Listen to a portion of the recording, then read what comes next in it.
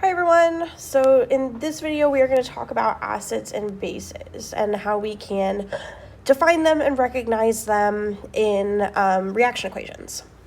So there are a few definitions for acids and bases, and we're going to start off with the OG one, the original definition. So this was developed by Arrhenius, and what Arrhenius said was an acid is a substance,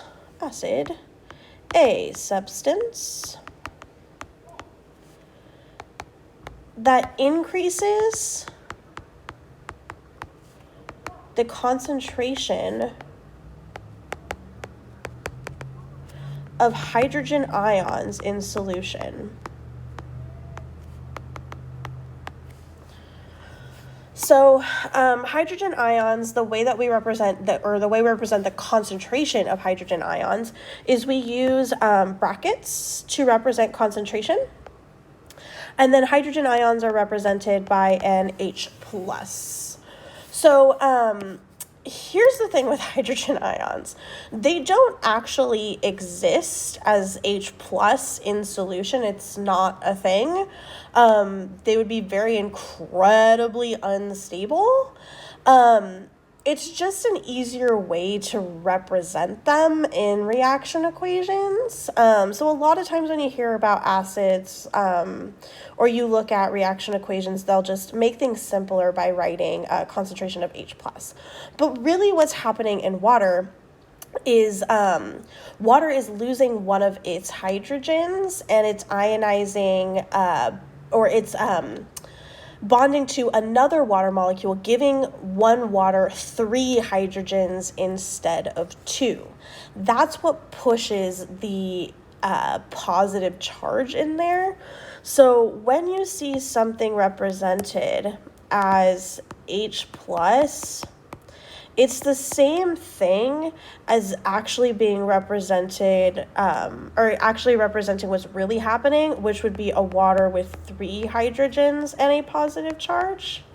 So this thing has a definition of its own. H3O+ is called the hydronium ion. So really what's happening in that water is you have an oxygen bonded to 2 hydrogens. This oxygen will lose one of its hydrogens. And it will get bonded to that oxygen right there. So this is what will now push the positive charge and call this the hydronium ion. So that's an oxygen bonded to 3 H's. This is not the correct geometry, by the way. This is just a quick way that I drew it. You don't need to worry about the correct geometry for right now. Okay, so Arrhenius defined an acid as a substance that increases the concentration of your hydrogen ions in solution. So how did Arrhenius define a base? Well, he said that a base was a substance that increases the concentration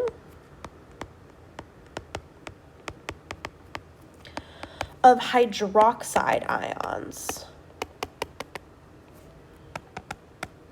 So we've seen hydroxides before.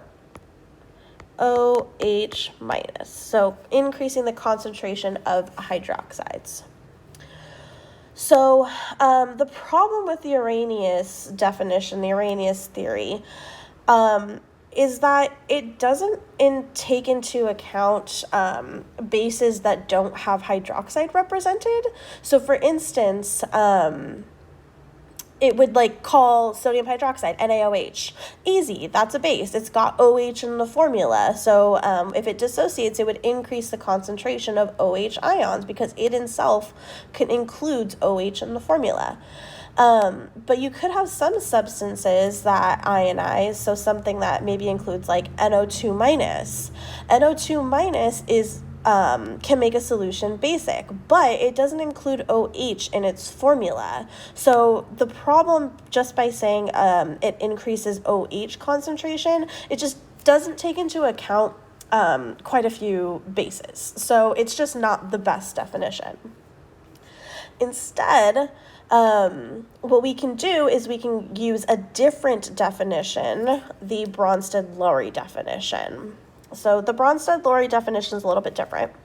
It defines an acid as a substance that donates hydrogen.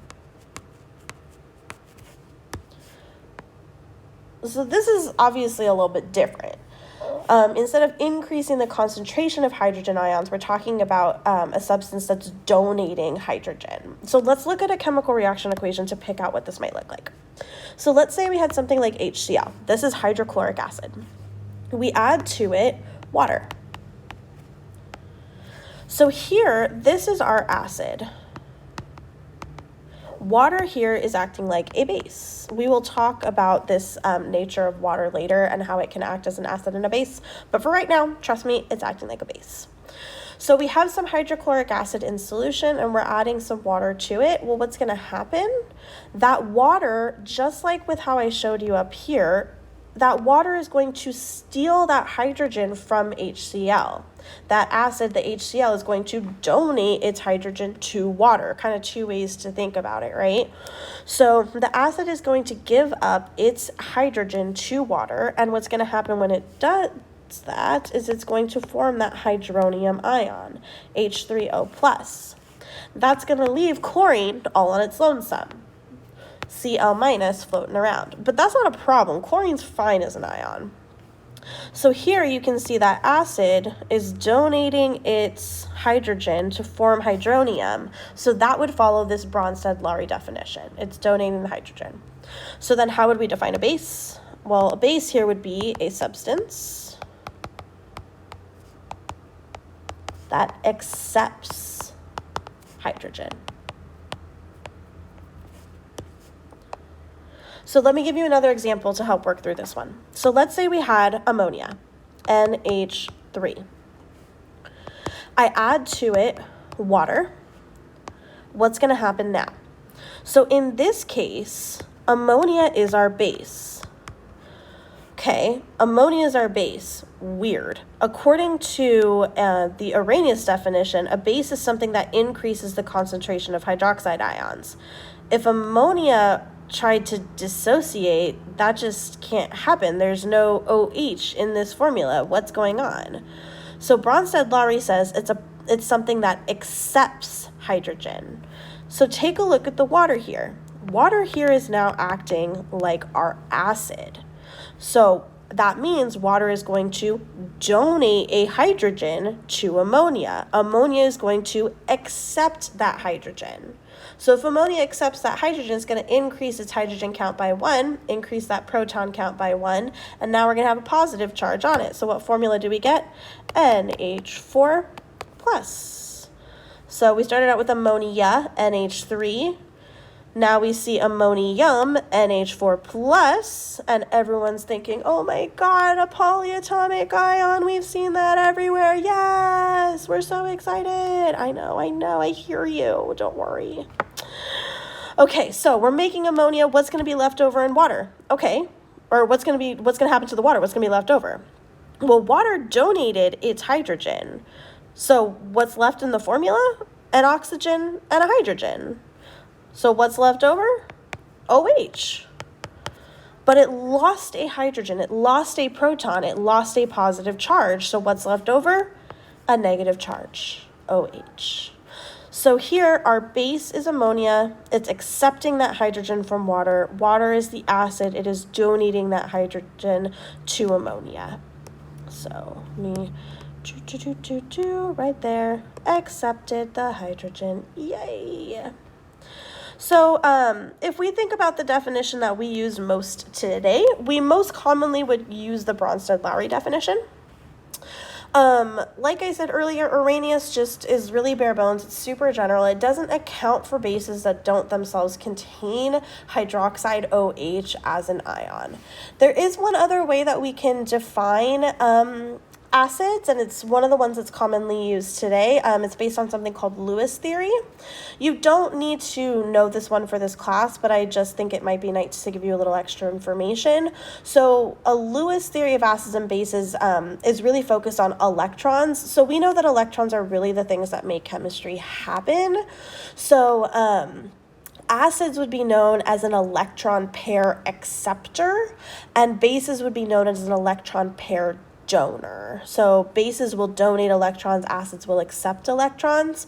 If you kind of think about how this relates to that Bronsted-Lowry definition, acids would be something that accept an electron, or here they're saying a substance that donates a hydrogen. Those are kind of the same idea, right? Hydrogen's a positive charge, it's a proton. So if I'm donating a hydrogen, I'm getting rid of something that's positively charged. I could accept something that would want to give electrons. But again, you will not need to know that one for this class. We'll just focus on Bronsted-Lowry definition as our definition of acids and bases. So what I want you to do now is take a look at the practice problems on this page, and I want you to try practicing identifying things as acids or bases.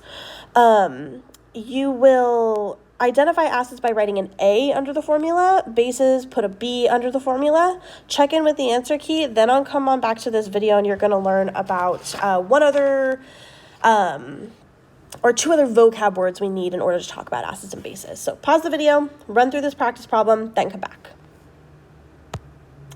Right, so hopefully you checked in with the answer key. What we're going to do now is we're going to talk about conjugate acids and conjugate bases. What does that mean? So let's say you have a base. That base is going to receive a hydrogen ion from an acid. And basically what's going to happen when it does that is it itself basically becomes a new acid. Once it accepts that hydrogen ion, it'll be left with a positive charge on it. So effectively, it kind of becomes a new acid. It could potentially lose that H plus again. So we call the remnants of that original reactant base, what's left over, our conjugate acid. Conjugate acid. So similarly, if you had an acid that lost an H plus, it has the potential to gain an H plus in the future. So this is what we would call a conjugate base. So practice, again, on these practice problems that you just did in number 1, now that you were able to identify the acid and the base, practice identifying the conjugate acid and conjugate base.